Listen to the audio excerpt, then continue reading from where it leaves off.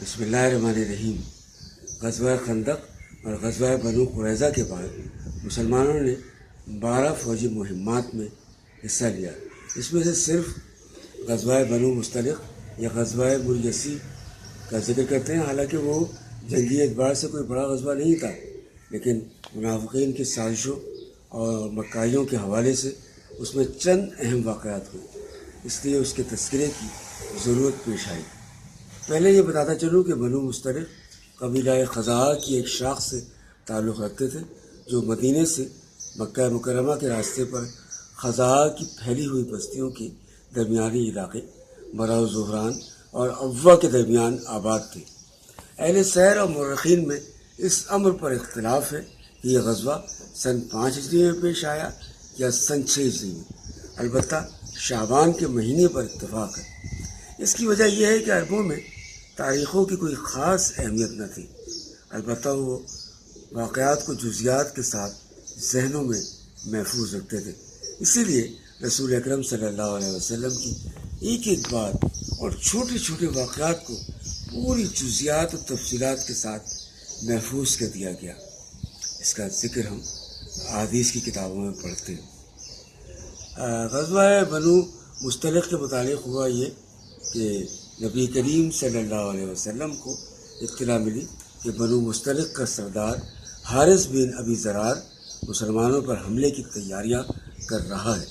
اس اطلاع کی تصدیق کے بعد 2 شعبان کو رسول اکرم صلی اللہ علیہ وآلہ وسلم مسلمانوں کا لشکر لے کر روانہ ہوئے۔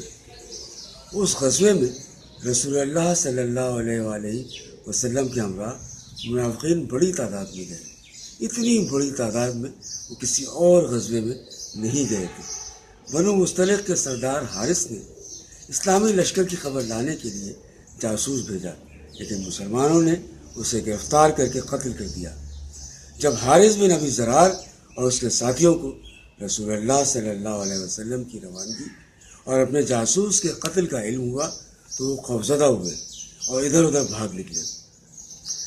رسول اللہ صلی اللہ علیہ وآلہ وسلم چشمہ مریسی تک پہنچے اور چھاپا مار کر عورتوں، بچوں اور مال مویشیوں پر قبضہ کر لیا۔ یہ بات صحیح بخاری میں درج ہے۔ قیدیوں میں ام المومنین حضرت جویریہ رضی اللہ عنہا بھی تھی، جو بنو مستلق کے سردار حارث بن ابی ضرار کی بیٹی تھی۔ سب سے پہلے یہ حضرت ثابت بن قیس رضی اللہ عنہ کے حصے میں آئی تھی۔ حضرت ثابت نے انہیں مکاتب بنا لیا۔ اس زمانے میں مکاتب اس غلام یا لونڈی کو کہتے تھے جو اپنے مالک سے طے کر لیتا کہ وہ ایک مقررہ رقم مالک کو ادا کر کے آزاد ہو جائے گا۔ چنانچہ رسول اللہ صلی اللہ علیہ وآلہ وسلم نے ان کی جانب سے مقررہ رقم ادا کر کے ان سے شادی کر لی۔ اس شادی کی وجہ سے مسلمانوں نے بنو مستلق کے 100 گھرانوں کو جو مسلمان ہو چکے تھے آزاد کر دیا۔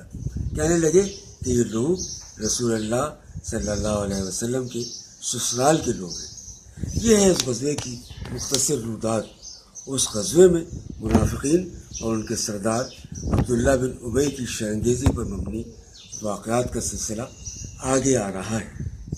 وما علینا الا البلاغ۔